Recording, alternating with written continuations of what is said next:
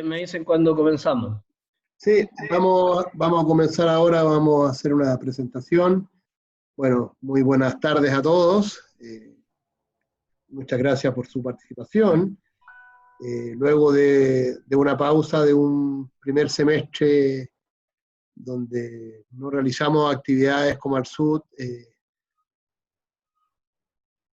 dado que hemos privilegiado siempre las actividades presenciales, pero la contingencia que estamos enfrentando nos llevó así a nosotros, como a muchas otras instituciones, a replantearnos nuestra forma de mantener la comunicación con nuestros asociados y en general con los interesados en los temas hídricos y en particular las temáticas del sur. Es en ese contexto que estamos haciendo nuestro primer webinar o jornada técnica virtual, en la cual abordaremos el tema de la Mesa Nacional del Agua, en particular su primer informe, la consulta digital y los próximos pasos, la cual será expuesta por el director general de Agua, señor Oscar Christin, a quien agradecemos muy cordialmente haber aceptado esta invitación. Tenemos bastante interés, hay harta gente inscrita. La dinámica de la actividad será que el director general de Aguas hará su exposición, ¿verdad? A través del chat.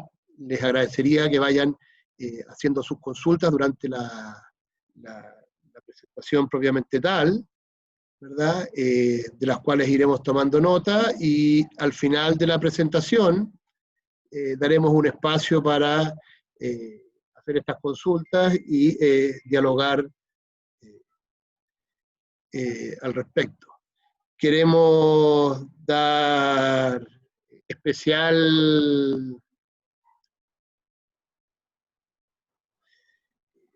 saludar especialmente al embajador de Holanda, Hernán Idon, que me acaban de avisar que está presente. Nos es grato que se integre a esta actividad, así que le damos la bienvenida. Y sin más preámbulos, entonces dejamos a don Oscar para que nos haga su presentación. Muchas gracias a todos por su participación y asistencia. Agradeceré tener cerrado el micrófono a todos durante la presentación de hoy. Gracias, Pablo, y gracias por la invitación para poder contar. Yo no tengo nada muy estructurado, entiendo que esto es una conversación donde ustedes quieren un poco saber de primera mano en qué va la Mesa Nacional del Agua, etc.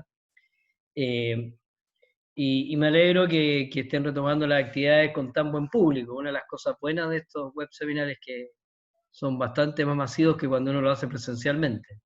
Aquí veo que hay 75 personas ya, lo cual es muy bueno. Bueno, la idea es contarles un poquito en qué está la mesa y sobre todo poder compartir con ustedes los resultados de la primera fase de la consulta nacional que se hace al alero de la mesa. Primero, recordarles que la mesa la instituyó el presidente de la República en 2019, en octubre, el 9 de octubre, un poco tiempo antes del problema social que enfrentó el país, y eso significó que la mesa comenzara a funcionar, pero después estuviera interrumpida por un periodo más o menos largo, hasta que pudimos empezar a retomar físicamente, y después vino el COVID, que volvió a hacer una interrupción, hasta que ya nos adecuamos a retomarla en forma virtual. O sea que esta mesa ha tenido sus tiempos de recesión por las situaciones que todos conocemos.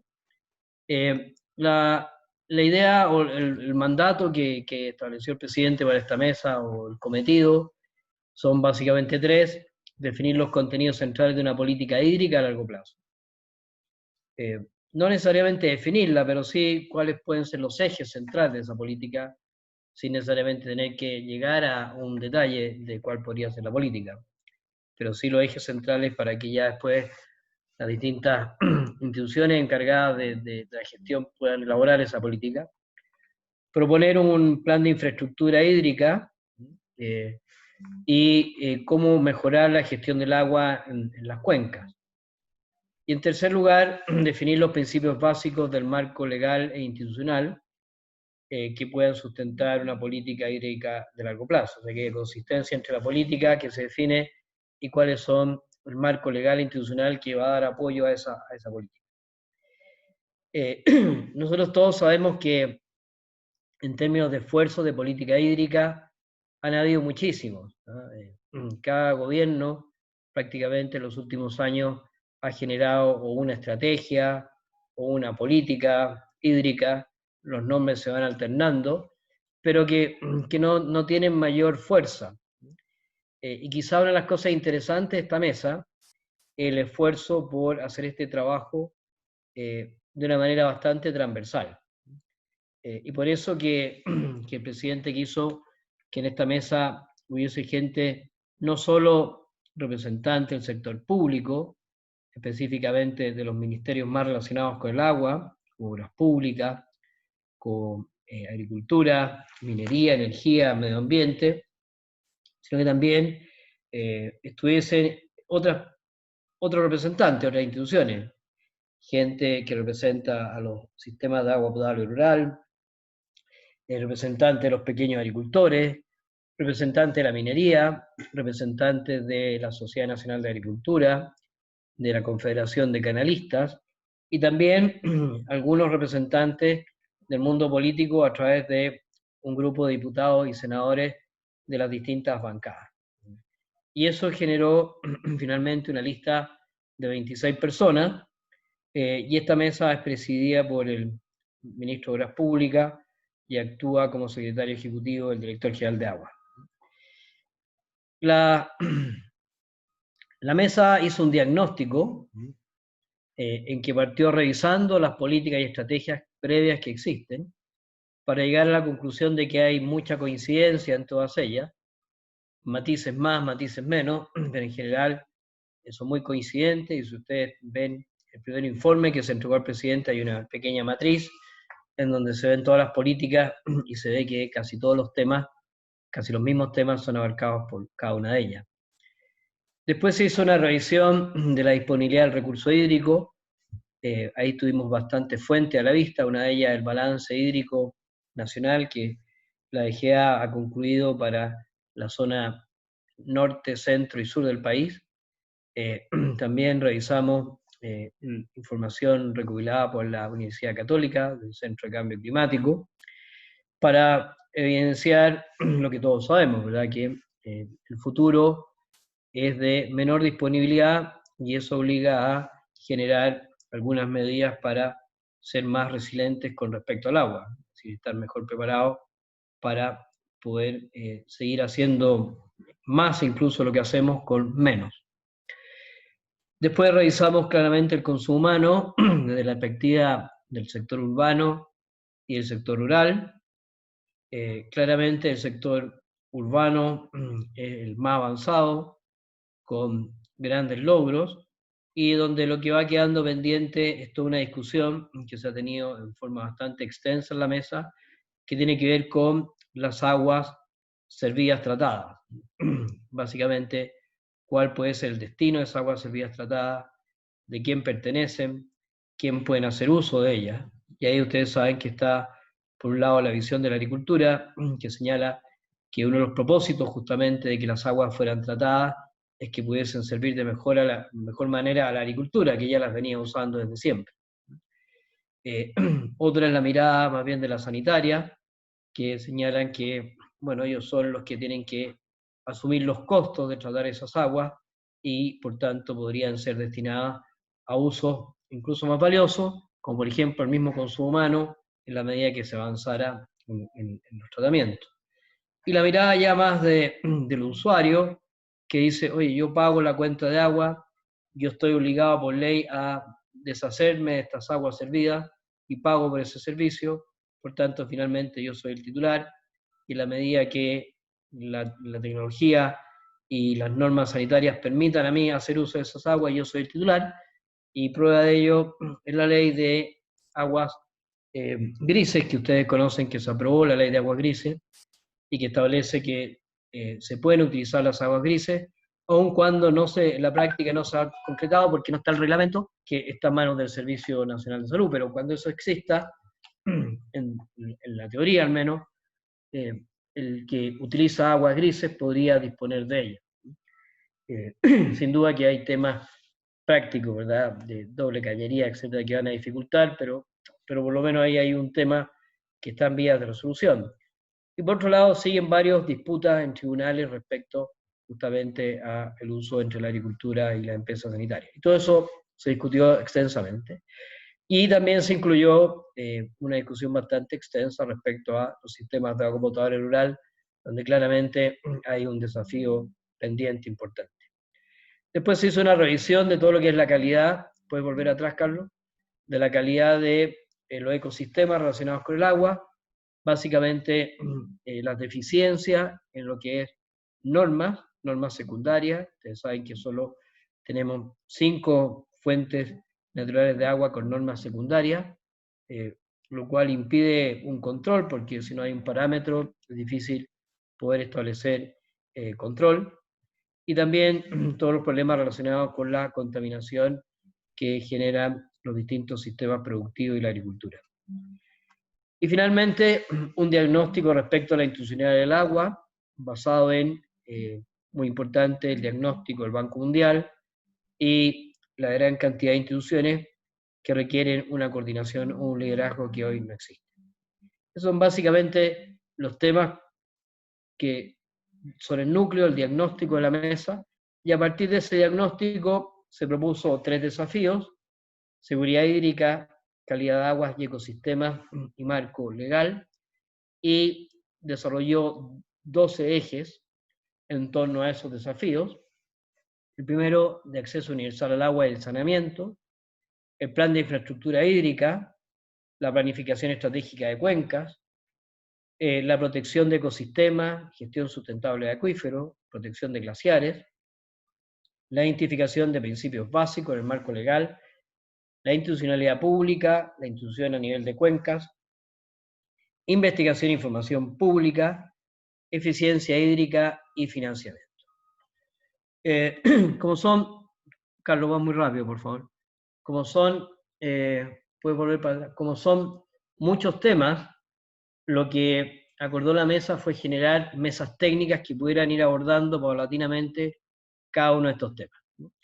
En esas mesas técnicas están conformadas a veces por miembros de la mesa nacional, otras veces por representantes de las mesas nacionales, y las mesas técnicas a su vez han abierto la invitación a otros expertos que puedan aportar en el trabajo puntual de esa mesa. Entonces, ¿cuáles son los temas que ya se están abordando? Y les cuento de qué manera. Se está abordando el 2, el plan de infraestructura. Eso lo está abordando la Dirección General de Obras Públicas, que está comprometida a presentar a la Mesa Nacional un plan de infraestructura hídrica de aquí a fin de año, noviembre, para poder evaluarlo y poder presentarlo en diciembre. Un trabajo largo. Ahí está Damaris, siempre se me olvida el apellido Damaris, Stafford, algo, todos la conocemos.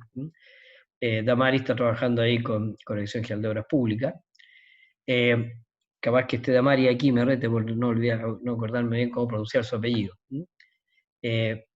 Después, la planificación estratégica de cuencas, eso lo está abordando la Dirección General de Agua, y el compromiso es que vaya presentando a la mesa los planes en la medida que vayan ya completándose. Saben ustedes que estamos trabajando 20 planes de cuenca, ya estamos obteniendo los primeros resultados. El primer documento final está planificado para agosto. Hemos tenido algunos retrasos por COVID y yo creo que la mayor concentración se va a dar entre octubre y diciembre. En todo lo que es calidad de aguas y ecosistemas, la mesa aún no ha entrado en detalle, solo el diagnóstico, no hemos avanzado. Están por constituirse una mesa específicamente dedicada a este tema, pero se ha postergado para efectos de poder completar el trabajo de las otras mesas técnicas que ya están a punto de cumplir su tarea. En el marco legal hemos estado avanzando en el número 8, la institucionalidad pública. Básicamente se constituyó una mesa destinada a institucionalidad pública, que ha trabajado intensamente y que ya este próximo lunes va a hacer una propuesta a la mesa nacional. Y puedo después explayarme si le interesa un poco cuál es la discusión ahí. Después hay una institucionalidad a nivel de cuencas, y que eso la mesa lo está enfocando a través de un proyecto de organizaciones de usuarios, que partió de la Dirección General de Agua. Después se constituyó una mesa técnica específica para esa organización de usuarios. Se está elaborando un proyecto, y ahora ese proyecto, que ya se ha discutido y se ha presentado en la mesa un par de veces, está enviado en consulta a las distintas juntas de vigilancia y a través de ellas a asociaciones de canalistas y comunidades de agua subterránea. Y nos hemos dado un plazo de 30 meses para poder recibir opiniones. En cuanto al número 10, investigación e información pública, es una mesa que está a cargo del Ministerio de Ciencia, aún no parte, esperamos que parta ya de aquí a 1 o 2 semanas. Van a convocar a un amplio espectro de personas. Ahí la intención es poder evaluar cuál es la data, cuáles son las normas de homogenización de la información, cuáles deben ser las fuentes y cuál es la institucionalidad más adecuada para gestionar toda la información que se genera en varias partes respecto al recurso hídrico. Pero no solo desde el punto de vista de la investigación académica, sino que una parte de la investigación académica, pero sobre todo desde el punto de vista de los usuarios, que serían consultoras, que serían organizaciones de usuarios, o cualquier persona que tiene que tomar una decisión informada en términos de inversión, por ejemplo. Eficiencia hídrica y educación sobre el uso del agua, también se constituye una mesa, que ya concluyó y están por entregar el informe final, y hacen varias recomendaciones respecto a cómo mejorar la eficiencia y cómo trabajar en el tema de la educación. Ahí había un aporte muy importante del gobierno de Israel a través de la embajadora, que me pareció ver que estaba por aquí, no estoy seguro, que han ayudado mucho en ese trabajo. Y financiamiento es un tema aún pendiente. Entonces, como ustedes ven, hemos ido avanzando en algunos de los puntos a través de estas mesas técnicas, y otros que van a comenzar ahora con mesas técnicas distintas en cuanto concluyan las que ya estaban trabajando. Y vamos a pasar a la siguiente. Respecto a la consulta digital del agua, una de las decisiones de la mesa fue poder hacer una consulta digital, o sea, una consulta, así comenzó el trabajo, o sea, una consulta en terreno. Esa consulta en terreno tenía como objetivo poder validar estos desafíos y los ejes. Queríamos saber si estos desafíos y ejes que había definido la mesa estaban en consonancia con lo que a la gente le interese, con la gente que usa el agua, o que revisa los temas del agua, o que tiene algún contacto en general con el tema del agua. Queríamos saber, que obtener una validación. Ocurrió que esto estaba programado para hacerlo inmediatamente después de el plebiscito sobre la Constitución, pero claro, vino COVID, el plebiscito se atrasó, no podíamos esperar a noviembre para hacer esto, y entonces eso nos obligó a dividir o a repensar el tema de la consulta y dividirla en 2 etapas, y comenzar con una etapa de consulta digital que pudiera permitir recolectar información previa, que además nos ayudara para una segunda etapa, que iba a ser en terreno, pero como esto se ha ido alargando, finalmente va a ser un terreno digital, o sea, va a ser con mesas de trabajo, pero en forma digital. Esta encuesta digital, o esta consulta, no es una encuesta, que siempre me retan, porque digo encuesta, es una consulta. Nunca he entendido qué diferencia entre encuesta y consulta, pero es una consulta. Tuvo buena cobertura, participaron 41.358 personas, respondieron, en 1,5 meses. Después nosotros hicimos varias validaciones de quienes respondían, validamos los RUT con el servicio civil, o sea, hicimos varios cruces para asegurarnos de que efectivamente había sido bien respondida, que los RUT no se repitieran. Hubo un trabajo largo de validación de el número de personas que respondieron y se cumplieron todos los test que pusimos. Y ahí está la distribución por género, por edad, en fin. Hay bastante similitud en la participación de hombres y mujeres, más mujeres, un poco más, y la edad principalmente entre 30 y 44 años. Todo esto se lo voy a dejar yo para que después lo puedan, después, si quieren, mirar. ¿Podemos seguir para adelante, Carlos? La caracterización, primero para poder caracterizar, y queríamos saber quiénes respondían, hicimos algunas preguntas para tratar de identificar de dónde venía la gente, y una de las preguntas que le hacíamos era cuál era su fuente principal de agua, y bueno, claramente empresas sanitarias, por tanto, una parte importante es del sector urbano, y otra era el sector rural, más bajo. Después preguntábamos por el tipo de actividad que realizaban, y ahí tenemos servicios personales, administración pública, como los grandes, los principales, pero una distribución bastante consistente además con lo que se ve en los censos. Podemos pasar a la siguiente. Respecto a la caracterización geográfica, claramente el centro reúne a la mayor cantidad de personas que respondieron, y como tal, como lo comentábamos, centro y sector urbano, es el grueso de las respuestas, pero ese grueso también es bastante consistente con la distribución de la población en el país. Y ahí entonces tenemos que las principales regiones son la metropolitana, la Valparaíso y Biobío, que son las tres grandes regiones del país, y esta participación es bastante consistente con la distribución de la población en el país. Si pasamos a la siguiente. Luego, eso era para caracterizar, pero después lo interesante eran hicimos 7 grandes temas sobre los cuales queríamos recabar opinión.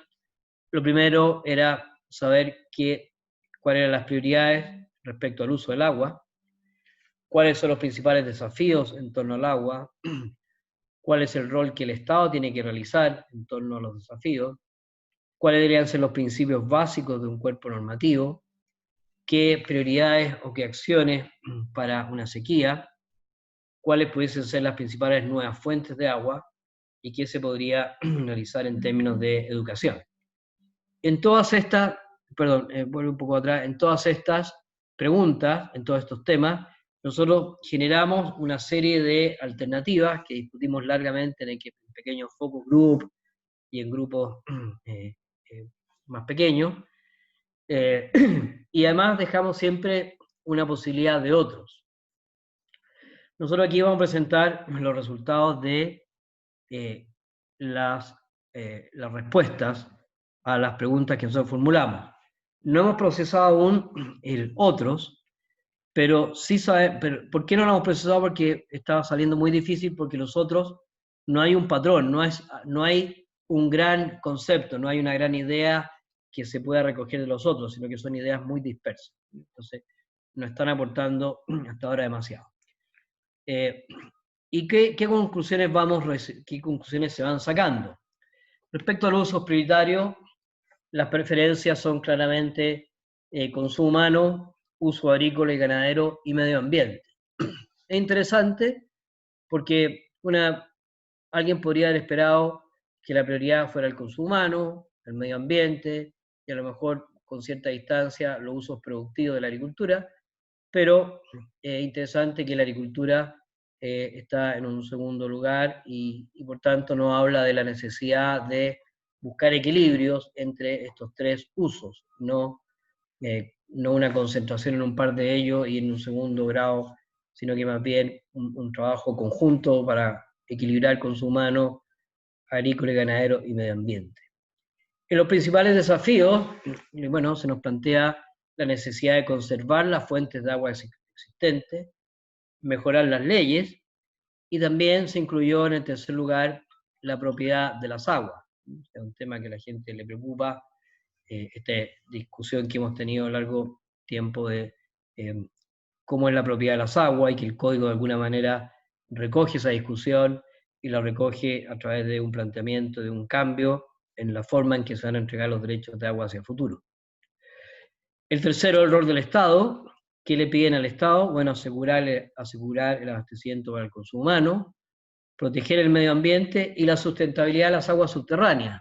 Interesante esto de la sustentabilidad de las aguas subterráneas, porque aparece entonces como un tema importante el agua subterránea. No obstante, el agua subterránea sigue siendo bastante menor que el agua superficial. En la DGA hemos calculado el porcentaje de derechos de agua que hay en términos de agua subterránea y superficial, y si tomamos el total de derechos consultivos, el agua subterránea es un 20% del total. Y se ha ido aumentando, pero a pesar de que sigue siendo menor respecto a la superficie, agua superficial, hay conciencia de la importancia de ir cuidando ya esos acuíferos. Si podemos seguir a la siguiente. Los principales principios básicos que deben establecer las leyes. Nuevamente aparece la idea de que una ley tiene que asegurar el consumo humano, tema que se está logrando bastante bien en el proyecto de ley que está en discusión. El equilibrio entre usos productivos, consumo humano y medio ambiente, esto es lo que señalaba al comienzo. Vuelve a aparecer esta idea de que es importante los tres, pero también es importante un adecuado equilibrio entre ellos, ¿no? De que no haya un desmedro en ninguno de ellos, y eso es un desafío regulatorio. Y también una petición de mayor regulación por parte del Estado en todo lo que es la gestión del agua. En cuanto a la sequía, nuevamente aparece esta idea de la protección de las fuentes. O sea, la gente, uno podría haber esperado ante la sequía nuevas fuentes, pero la primera respuesta es protejamos lo que tenemos. Segundo, la exigencia de mayor fiscalización, fortalecer el rol del Estado y su institucionalidad. Aquí aparece por primera vez el tema de la institucionalidad como un punto relevante en la sequía, y mejorar las leyes, ¿no? O sea, mejorar las leyes igual que en el principio, en el cuarto, y pusimos 4 porque están muy cercanos los 4. Respecto a nuevas fuentes, interesante, aparece el riego tecnificado como una prioridad. El uso de las aguas residuales y la captación de aguas lluvias. Era un poco lo que conversábamos al principio, ¿verdad? El riego tecnificado como una gran fuente, y que lo hemos conversado con la CENER, lo hemos conversado con Manuel, que lo veo por ahí, con Manejara muchas veces, de que quizás con poca inversión y con poca inversión uno podría mejorar sustancialmente la disponibilidad del recurso hídrico a través de un riego tecnificado. Hay un estudio de Corfo muy interesante que muestra que, por ejemplo, una mejora del 5% promedio en la tecnificación del riego generaría más agua que el listado de 26 embalses que están en cartera, bajo ciertos supuestos de operación de esos embalses. Es muy importante. Y eso que técnicamente lo hemos evaluado, la gente lo percibe con toda claridad. El uso de las aguas residuales, este tema que está pendiente, y aparece el tema de la captación de aguas lluvias, que es un tema que probablemente no hemos abordado con mucha fuerza. Y finalmente, en el tema de educación, por lejos, respecto a todo lo que está después, es la capacitación de los sectores productivos y usuarios del agua. Es donde quizá hay más distancia entre el primero y los siguientes elementos. Y ahí, claro, se compatibiliza con algo que muchas veces uno escucha, de que todas las campañas que se pueden hacer para reducir el consumo humano, tiene la reacción de la gente de decir, oye, bueno, pero si por último la agricultura y los sectores productivos se llevan la mayor parte del agua, partamos por ello. Me pareciera que la gente percibe eso, que la primera prioridad es los sectores productivos y usuarios del agua en general. Luego viene la educación en planes de colegios, la capacitación de funcionarios públicos, elaborar estudios y becas para que la gente se forme, y campañas masivas. Esos 4 vienen con muy poca distancia, o sea, son casi, las preferencias son casi idénticas por esos 4. Si podemos seguir, Carlos. Para continuar, el trabajo que viene para adelante en términos de consulta digital, bueno, ya decíamos que se formaron algunas mesas, que ya la señalé. Y la mesa de participación ha establecido que por la pandemia el proceso de consulta territorial va a ser digital, va a ser con videoconferencia y focus group dirigido durante el segundo semestre del 2020. Esto es un desafío que nos está significando pensarlo bien. Vamos a contratar a alguna institución experta que nos ayude a hacerlo. Y los resultados de eso tendrían que estar ya a principios de noviembre para poder ya cerrar. Nuestra intención es poder cerrar la mesa en diciembre. A fines de diciembre ya poder entregar un informe final al presidente con todos los cometidos que se nos han entregado. La siguiente, Carlos. Bien. Esto es básicamente, Carlos, no sé si nos quedan unos minutos, Paulo, pasar rápidamente por los valores de la encuesta rápidamente para que ustedes lo visualicen. Pablo, Sí, o paro aquí. no, no, por supuesto, si Ya, tenemos tiempo. ya. Carlos, ¿podrías mostrar tú la...? Porque yo hice el resumen, pero es bueno que ustedes vayan viendo los números.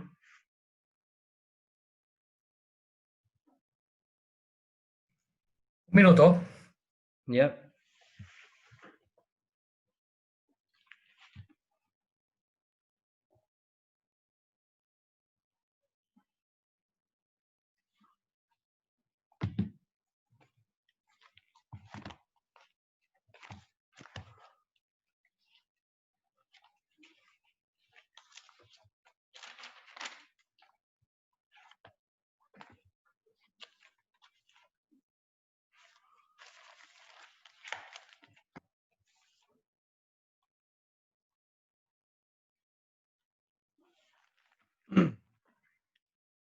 Seguir avanzando.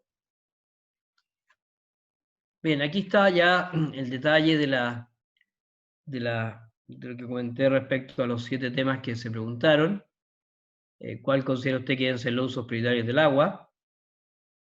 Consumo humano, algo pasó, ahí no está el número, pero en general el consumo humano está en torno al 99%. La gente piensa que la prioridad está en el consumo humano. Ahora, estos no son sumables porque cada persona podía marcar 3 alternativas, pero claramente muestra el consumo humano, la agricultura, la ganadería y el medio ambiente como 3 usos prioritarios y en ese orden. Si podemos pasar a la siguiente. ¿Cuál cree usted que son los principales desafíos relacionados con el agua? Nuevamente marque 3 alternativas. La conservación de las fuentes que señalábamos, mejorar las leyes y propiedad de las aguas son los 3 grandes. Ahora, cuando uno va analizando por macro región, se ve que hay ciertas variaciones. Si puedes volver, Carlos, para atrás un minuto, en el caso de, por ejemplo, aquí de la prioridad, es interesante cómo cambia entre el sector rural y urbano, el último recuadro de la derecha hacia abajo. En el caso del sector rural, claramente la prioridad es consumo humano, agricultura, medio ambiente, generación eléctrica y turismo. También en el sector urbano, pero entre agricultura y medio ambiente la distancia es menor que en el caso rural. Si muestra la siguiente, por favor, Carlos. En el tema que estamos aquí, los desafíos, vemos que también hay cierta diferencia en lo que se refiere a asegurar la calidad del agua. No es la misma preocupación en las distintas regiones, en cambio los otros son bastante similares, pero vemos, por ejemplo, en la zona norte asegurar la calidad es más importante que en la zona centro, en diferencia probablemente significativa. Sigamos. Después, ¿cuáles considera usted que son los principales desafíos que debe asumir el Estado? Esto decíamos, asegurar el acceso al consumo, proteger el medio ambiente, preservar la sustentabilidad de las aguas subterráneas. Entonces ahí aparece esta preocupación. Y nuevamente las percepciones son un poco distintas entre el sector rural y urbano, sobre todo en proteger el medio ambiente. Claramente en el sector urbano la protección del medio ambiente tiene mayor fuerza que en el sector rural. Si podemos seguir con la siguiente. ¿Cuáles son los 2 principios básicos que deberán contener las leyes de agua? Aquí era marque 2 alternativas. Claramente asegurar el acceso continuo y suficiente al agua como un derecho humano, aparece con la primera prioridad, y después establecer el equilibrio, establecer un equilibrio entre los usos productivo, el consumo humano y el cuidado del medio ambiente. La siguiente, por favor. ¿Qué acciones que usted quiere implementarse para superar la sequía? Y aquí es bien fuerte la distancia, por lejos, de proteger lo que hay, ríos, lagos, acuíferos. Mejorar la fiscalización y fortalecer el rol y la institucionalidad del agua. Aquí aparece con bastante fuerza el tema de la institucionalidad, que es una de las cosas que ha motivado a la mesa justamente a revisar el tema de la institucionalidad pública. Siguiente, por favor. ¿Cuál considera usted que deben ser las nuevas fuentes de agua? Aquí la tecnología para el riego eficiente, reutilizar las aguas, están bastante cerca las dos en cuanto a preferencia, y desalar agua también y captar agua de lluvia son dos de las alternativas. A mí se olvidó mencionar antes desalar el agua de mar como una alternativa bastante relevante y que compite muy cerca con captar agua de lluvia. Después vienen otras un poco más lejos. Siguiente, por favor. ¿Cuál cree usted que sea impulsar la educación? Bueno, lo que decíamos bastante por lejos, el tema de capacitar y educar a los sectores productivos y usuarios del agua. Aquí probablemente es difícil saber qué entendió la gente por usuarios del agua, si entendió consumo de las personas u otros. Pero claramente el sector productivo con una responsabilidad importante en términos de ser más eficiente. Y después viene, como decía, 4 alternativas muy cercanas de establecer materia obligatoria en los colegios, generar conocimiento, entregar herramientas y educar a profesionales y funcionarios públicos, realizar campañas masivas de difusión de agua, impulsar estudios y becas en temas relacionados con el agua. Aparecen como 4 temas muy relevantes y muy similares en cuanto a la preferencia. Eso sería, Carlos, me parece, y Pablo, un poquito muy resumido para que podamos tener un diálogo, me parece. Perfecto, Oscar, muchas gracias, muy interesante, ilustrativo lo que nos has mostrado. Interesante ver y entender las percepciones y lo que piensa la gente. Más de 40.000 respuestas o encuestas, o consultas, no encuestas. También regra, consulta o encuesta. Llámalo pregunta. Pregunta, ya, lo llamo pregunta y no genero polémica. Pero 40.000 es un número no menor, digamos, ¿verdad? Así que algo reflejan. Bueno, tenemos consultas, Pilar, o ofrecer la palabra, ¿verdad?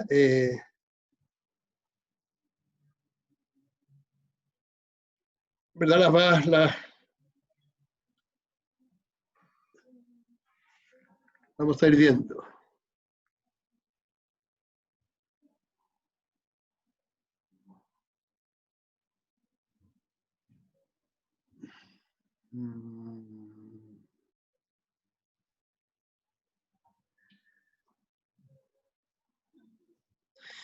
Voy a leer una primera consulta de Eugenio, que dice lo siguiente.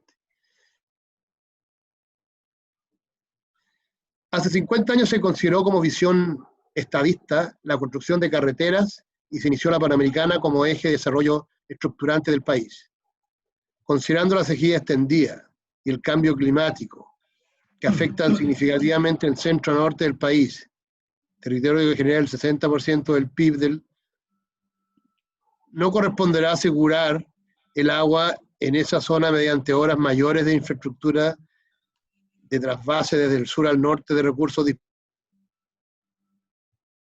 disponibles de invierno, por ejemplo la carretera hídrica, poniendo precios y subsidios al agua que permitan pagar las inversiones en la forma y con una mirada de largo plazo, lo que resulta movilizador de la economía, generador de trabajo y desarrollo, e impedir tener que trasladar la población y rehacer la inversión en infraestructura ya desarrollada en el centro del país, en vez de que se tenga que trasladar hacia el sur, generando además un riesgo geopolítico al ampliar la existencia y el vacío de la población en el norte.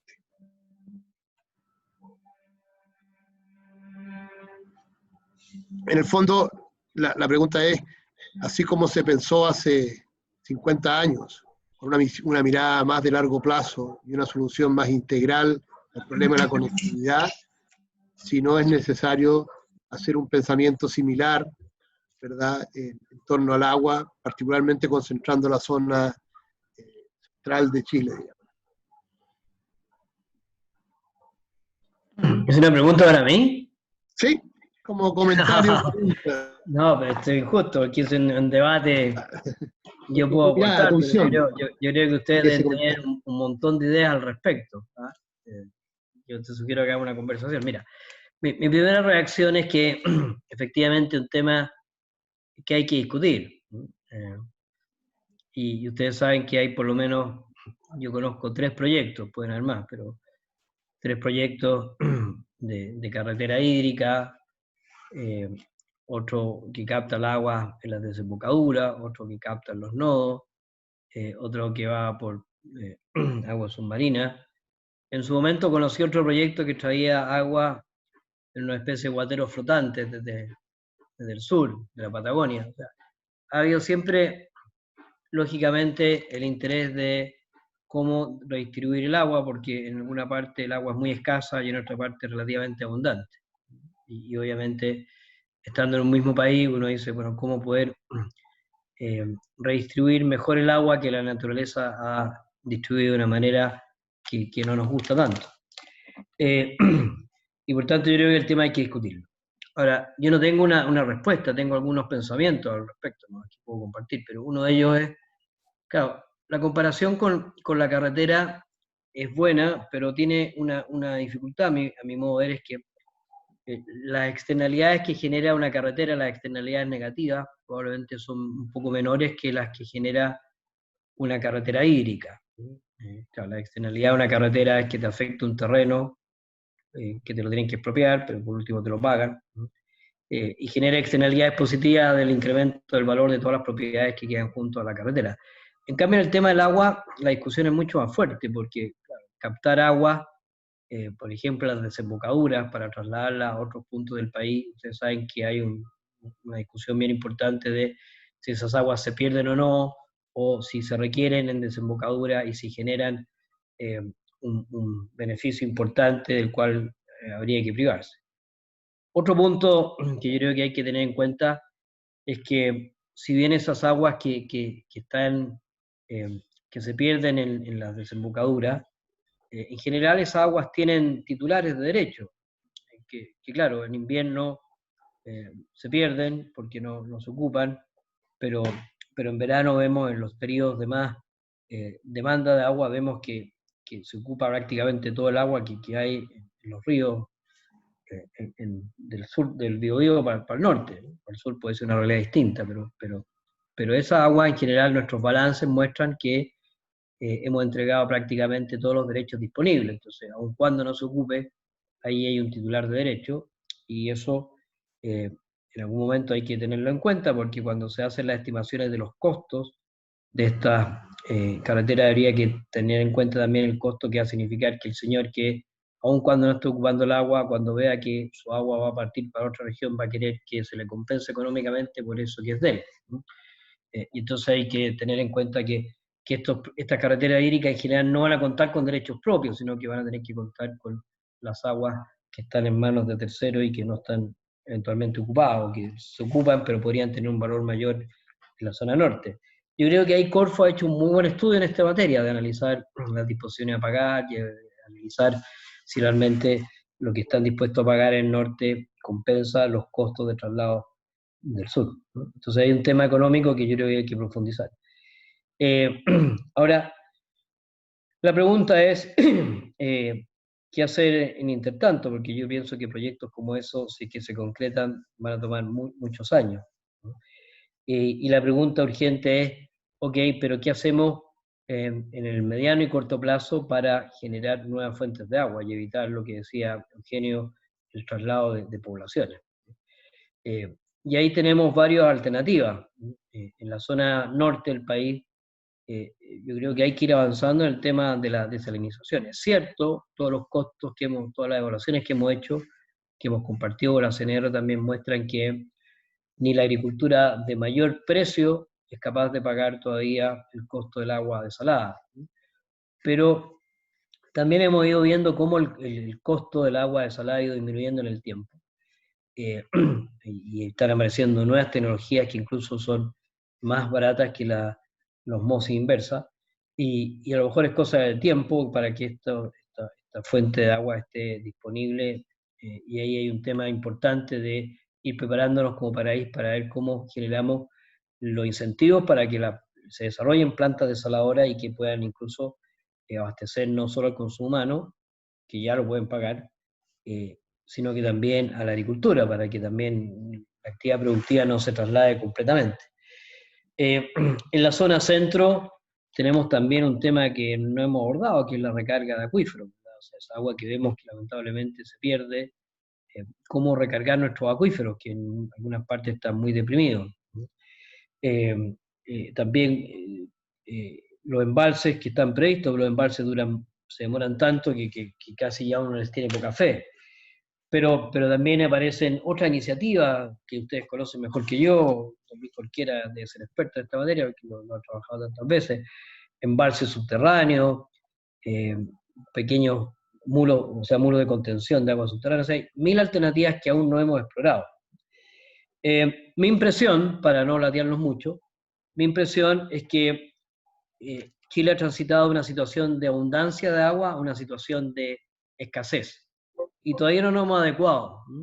Todavía no nos hemos adecuado y no hemos generado toda nuestra inventiva y nuestra capacidad para resolver la escasez. Yo pienso que una carretera hídrica podría ocurrir una vez que hayamos agotado alternativas más inmediatas, menos resistidas y con menos impacto ambiental, como son, repito, la desalinización a menor costo, la exploración de acuíferos profundos. Nosotros ahora en la DGA vamos a empezar a hacer un estudio importante de identificación de acuíferos profundos, con tecnologías que han utilizado en el extranjero para mapear dónde están estos acuíferos más profundos y tratar de estimar su disponibilidad, y puede que tengamos importantes fuentes nuevas de agua. Tenemos que terminar de agotar todo lo que es la recarga de acuíferos, que en Chile llevamos puros pilotos nomás en este tema, pero nadie lo está haciendo realmente en forma adecuada.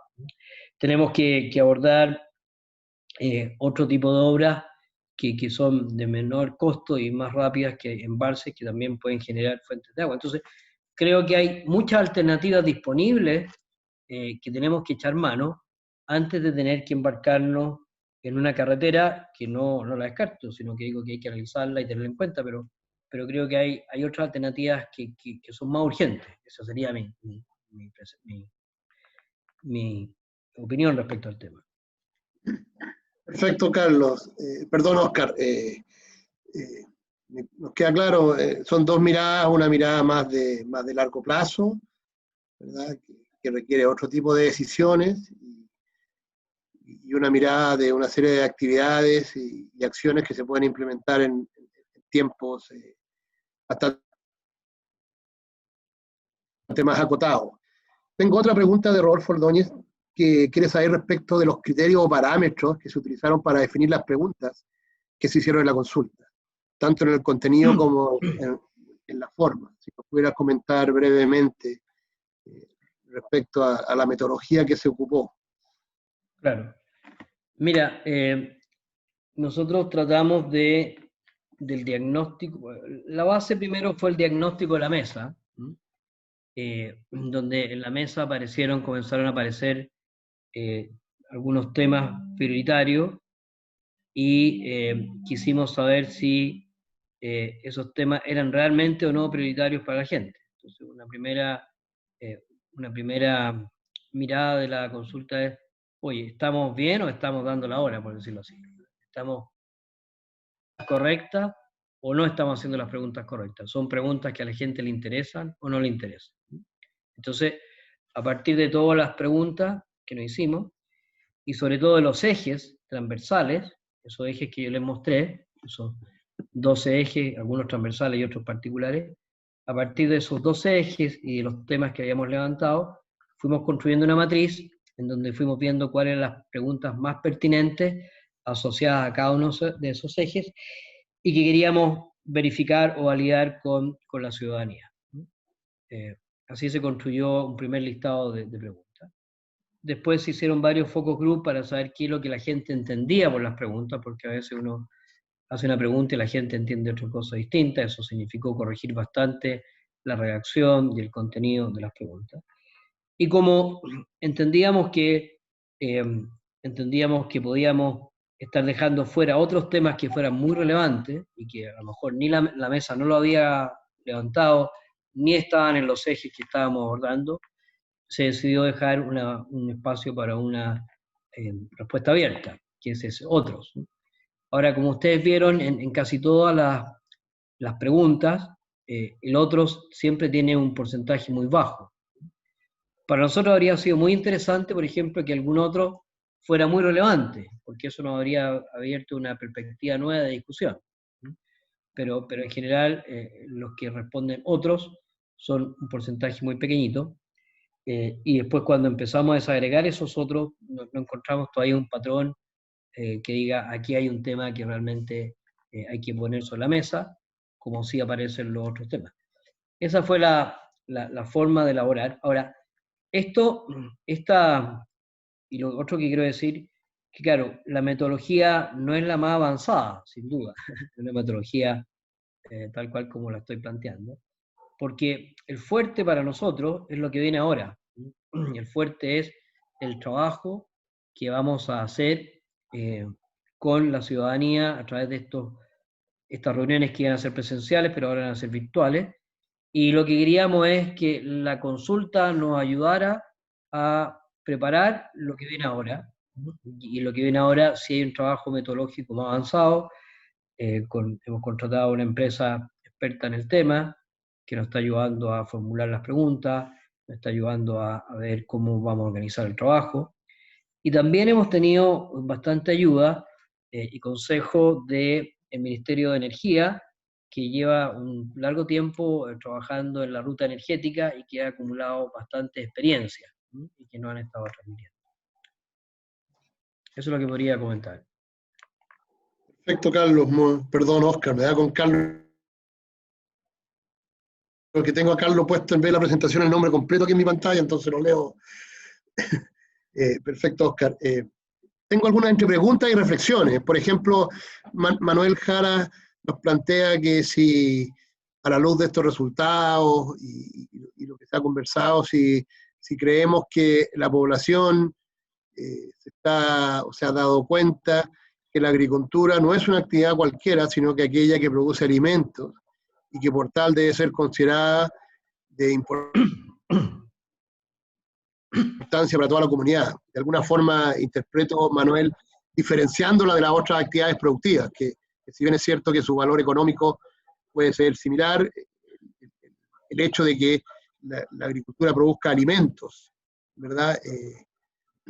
Pareciera ver que la sociedad lo ve como una forma distinta. Eso es un comentario de Manuel, no sé si quieres profundizarlo, Manuel, si alguien quiere comentar algo, pero en el fondo...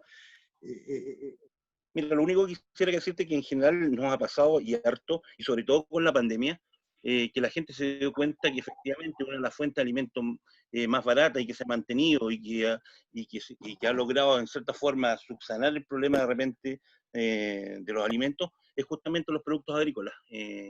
Creo que se ha revalorizado el trabajo de la agricultura, y también la gente se ha dado cuenta que no todo es exportación, sino que hay mucho de la agricultura, yo diría casi gran parte del porcentaje, al 70%, que es consumo interno. Eso. Sin lugar a dudas, producto de la pandemia y la situación que hemos vivido, las ferias libres se han transformado y fueron tema de discusión permanente y todavía lo son, digamos, porque en realidad es donde la gente, la gran masa de la población se abastece, digamos. Entonces, ahora es interesante, bueno, no es extraño que Manuel Jara pregunte. No sé, Oscar, si... No, claro, me parece obvio que Manuel Jara pregunte por este tema, pero también es interesante que la encuesta, a pesar de que mayoritariamente responde el sector urbano, haga este reconocimiento de la agricultura, porque si hubiera sido mayoritariamente el sector agrícola, no me habría extrañado. Por tanto, creo que Manuel tiene un punto en esto, ¿no? Un punto ahí que lo muestra la consulta. Efectivamente. Carlos Berroeta pregunta, Óscar, ¿qué resultados concretos visualizan ustedes que se lograrán en este gobierno? Y si hay posibilidades que el resultado de la mesa trascienda al siguiente, cualquiera que este sea. Y yo agrego a ese comentario que uno de los problemas que tenemos en este país es la continuidad en las ideas, en los proyectos, entre un gobierno y otro, digamos. Sí. Bueno, a ver, nosotros esperamos que... realmente afecta. Sí. Bueno, a ver, tenemos un compromiso de un plan de infraestructura al año 2050. Tenemos el compromiso de una política que, o sea, no tenemos cómo mandatar al próximo gobierno que la respete, pero va a tener un peso distinto a lo que ha sido los gobiernos anteriores en el momento que es de una mesa y no es de un gobierno en particular. O sea, eso pensamos que le va a dar cierto peso a la política le da más posibilidades de que trascienda. Ahora, sería también raro que un gobierno que sea, el que sea, no tome en cuenta una política que sale una mesa transversal cuando lo más probable es que la política va a ser muy parecido a lo que se viene haciendo desde antes. Y por tanto ahí no veo el problema. Yo creo que el desafío de la mesa está en otro aspecto, que es en cuál va a ser el cambio institucional que va a proponer. Porque ese cambio institucional va a marcar mucho lo que me están preguntando. A ver, contarle un poco así en general, porque todavía esto está en discusión, pero una cosa que empieza a haber consenso en la mesa técnica, hay muchos disensos, ¿eh? Hay posiciones bien encontradas, pero uno de los temas en los cuales hay consenso es la necesidad de contar con un órgano que trascienda a los gobiernos de turno y que sea el encargado de formular y de velar por la implementación de la política hídrica. Es decir, idealmente un órgano con representación de los distintos sectores, que sean nombrados por ejemplo, 6 años, que se van renovando por parcialidades. Como todos estos órganos colegiados, siempre hay cargos que nombra el presidente y otros cargos que nombran las distintas instituciones, y que esa institucionalidad, que se puede llamar, no sé, Mesa Nacional del Agua, se puede llamar Comisión Nacional del Agua, el nombre que queramos, sea la encargada de la formulación de una política que trasciende al gobierno de turno y que sea implementable.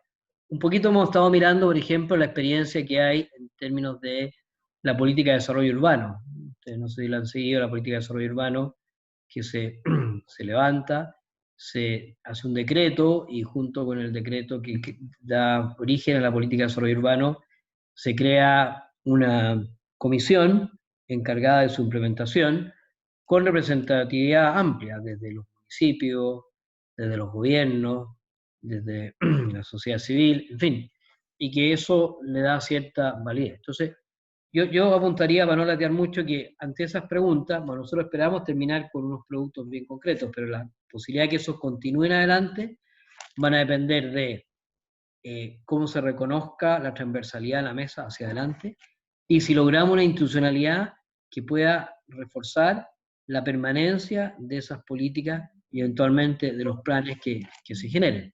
Si esa institucionalidad no existe, yo creo que es muy débil las posibilidades de hacer algo que trascienda a los gobiernos. En ese sentido, Óscar, hay algunos comentarios que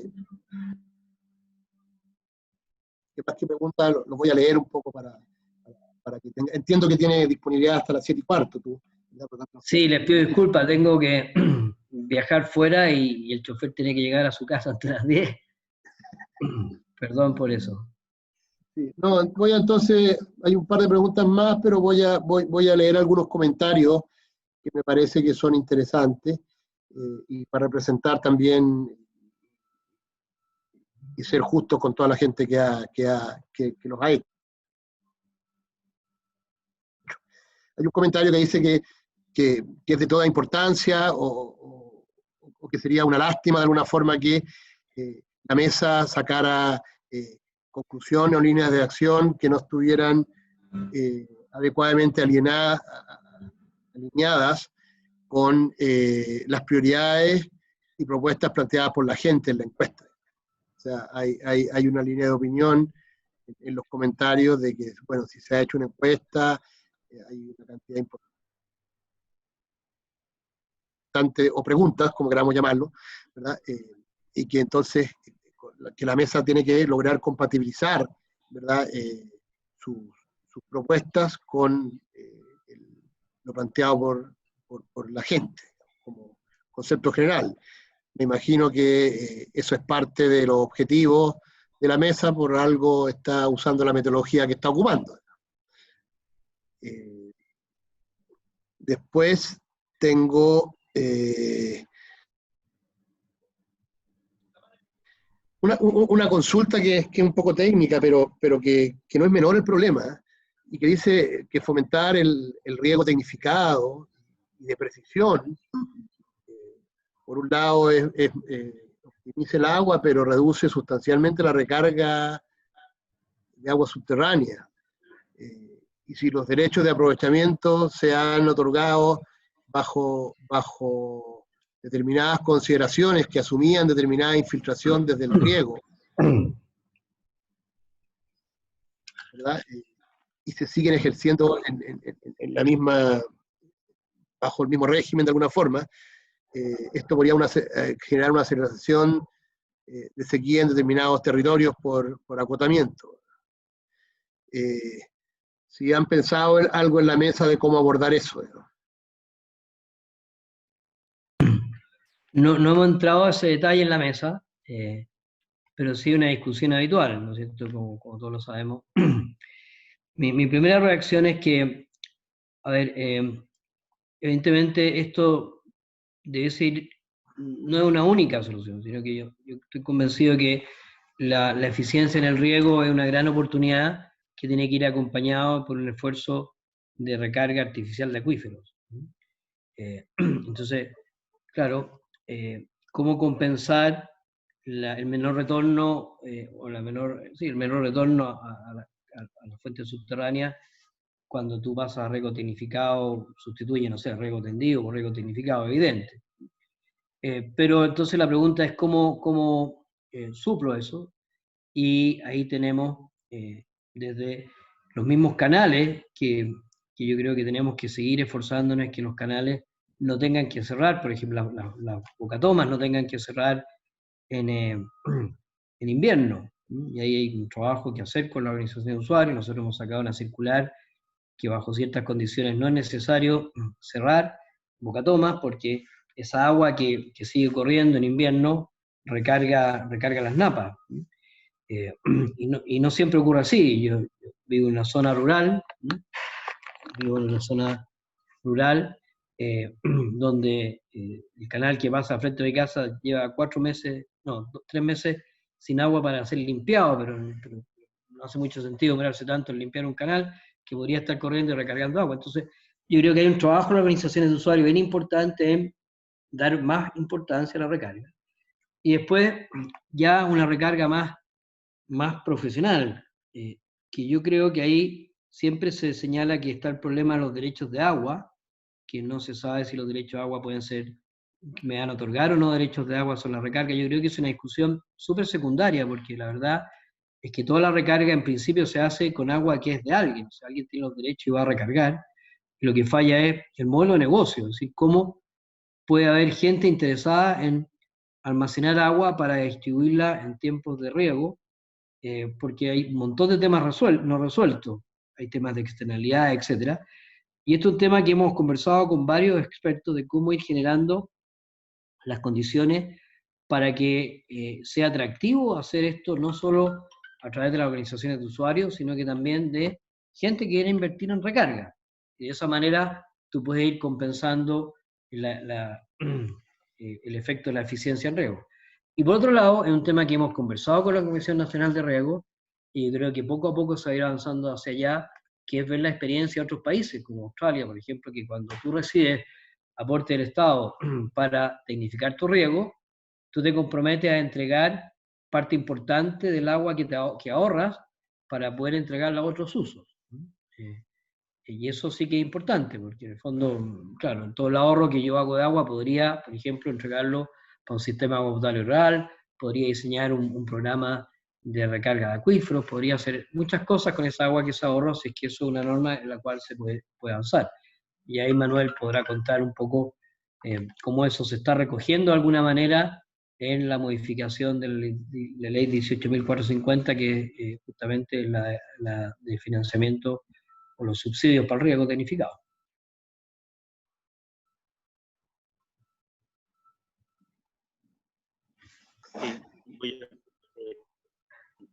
Pablo, voy a aprovechar de quizás desmistificar un poquito la pregunta. La verdad es que la recarga que se produce generalmente en predios es baja con respecto a la recarga que se produce en los cauces naturales y sobre todo en las partes altas de los cauces naturales. Es decir, generalmente la recarga que se producía en los predios es una recarga de muy baja profundidad y normalmente muy contaminada, si es que ahí se producían producciones agrícolas que usaban mucho nitrógeno. Entonces, la verdad es que su efecto no es tan mayor como se plantea. Yo creo que la tecnificación genera otro tipo de pregunta, que es un poco lo que estaba hablando Oscar, que es, si yo reduzco o logro ser más eficiente en el uso del agua, ¿qué hago con esa agua que en este momento me sobra? ¿Amplío mi superficie o la dejo disponible? Y si la dejo disponible, donde mejor se usa y donde podría efectivamente mejorar la recarga es dejar la fuente arriba, donde nace. Ahí hay una pregunta que contestar, que tenemos que ver cómo toda esta mejora que estamos haciendo también se traduce en cierta forma en disponibilizar agua en puntos donde efectivamente la recarga es eficiente y donde más justamente se rellenan los acuíferos.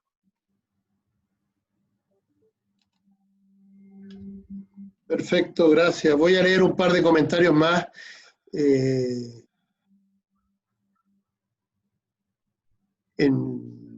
Aprovecho de dar excusas si en algunas de las lecturas que he hecho no lo he leído exactamente y he pretendido interpretar un poquito lo que se pregunta.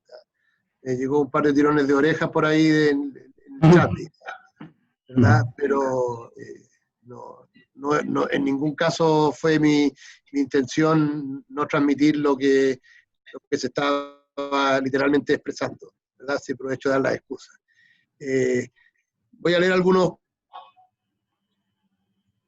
comentarios como para cerrar, Oscar, ya no tenemos más tiempo para hacerte más preguntas, pero hay algunos comentarios que creo que es bueno que por lo menos la audiencia lo escuche y también. Comentarios como que no es cierto que el agua que se pierde en el mar, no es cierto que el agua se pierde en el mar, es súper importante, por ejemplo, su aporte de nutrientes a las especies marinas, ¿verdad? Además, en la consulta se observa claramente, ¿verdad?, que hay prioridades como la conservación de la biodiversidad, protección de las fuentes de agua, etcétera. Y entonces, que habrá alguna posibilidad de que el agua deje de ser tratada como un bien y deje de pensarse económicamente priorizando la vida. Comentarios que han surgido. Otro comentario, me parece que la presentación que hemos escuchado, respecto a la consulta pública, muestra que existen preocupaciones y prioridades por las personas consultadas sobre consumo humano. Ha sido lo primero. Después, en segundo lugar, la agricultura, y en tercero, medio ambiente. Ahí agregué tercero que no estaba en el chat, pero eso es lo que quería decir. Luego las propuestas de trabajo, todas enfocadas a protección del medio ambiente, normativa, ¿verdad?, y fiscalización. Me parece que ir directo a otras bases como discusión no es más adecuado. los productos regados con agua de una carretera hídrica tendrían una huella hídrica enorme, ¿ya? Esto puede afectar el comercio internacional. Algunos de los comentarios que hay, bueno, el chat está disponible para todos, ya estamos en la hora que el director tenía disponible, así que más que agradecerte, Oscar, tu disposición, a todos su participación. Estaremos realizando con una frecuencia al menos mensualmente actividades en el sur. Están todos cordialmente invitados, se difundirán oportunamente. Y reiterar el agradecimiento, director. Pablo, antes de que me eches. A Carlos Rural por la coordinación. Pablo, ¿Sí? ¿puedo hacer un mini comentario de algunas de las cosas que tú comentaste? Por último, para dejarla. Perdón.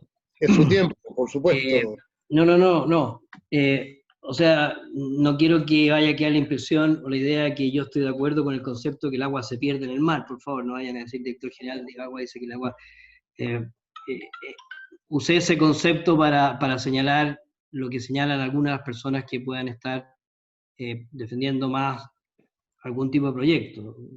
Yo soy convencido de que el agua, parte importante, no es pérdida de agua, sino que efectivamente es fuente es una fuente importante para una serie de microorganismos y para la conservación ambiental.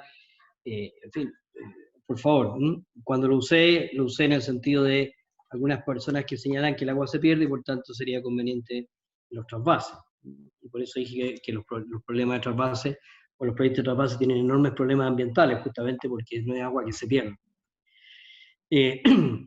Ahí también apareció un tema que nosotros nos hemos resuelto y que estamos justamente viendo cómo resolver ese desafío, que en la consulta, que en la parte que viene ahora, en que queremos mejorar sin duda lo que hemos hecho en la primera parte, es cómo llegar a algunos grupos que no es fácil llegar por internet, ¿no? Como las comunidades indígenas, como sistemas de agua potable rural, como pequeños agricultores, y es un tema que tenemos que resolver, ¿no? Entonces estamos viendo cómo vamos a tener que combinar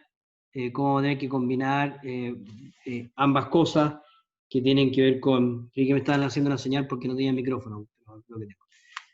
Cómo vamos a tener que combinar ese tema y resolverlo, porque no podemos dejar fuera a esos grupos, ¿no? Y después en el tema de la recarga, en la calidad de las aguas, efectivamente es un tema que hay que cuidar en la recarga de los acuíferos.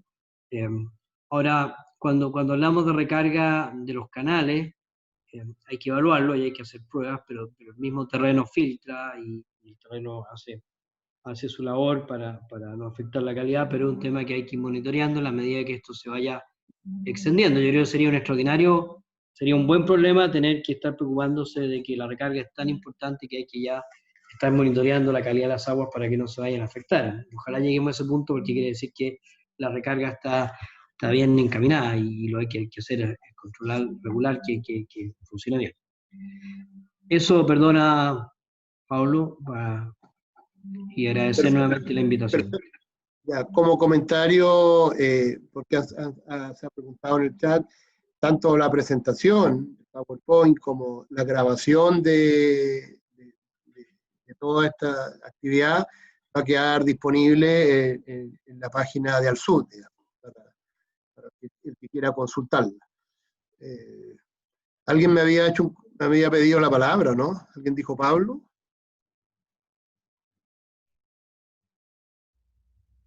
No, ya. Entonces, estaríamos cerrando, reiterar el agradecimiento a Oscar, a la DGA, a Carlos, ¿verdad? Por la disposición y por habernos permitido tener este encuentro. Y a todos los que han participado, por supuesto.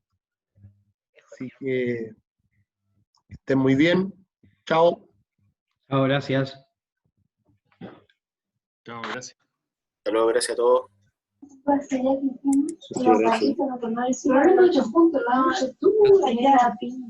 Chao, gracias. No, muchas gracias. Hasta luego a todos, que les vaya muy bien.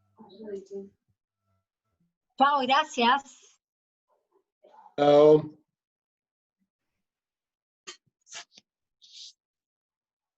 Muchas gracias, muy bueno. Gracias por la presentación. Muchas gracias. Gracias por la participación.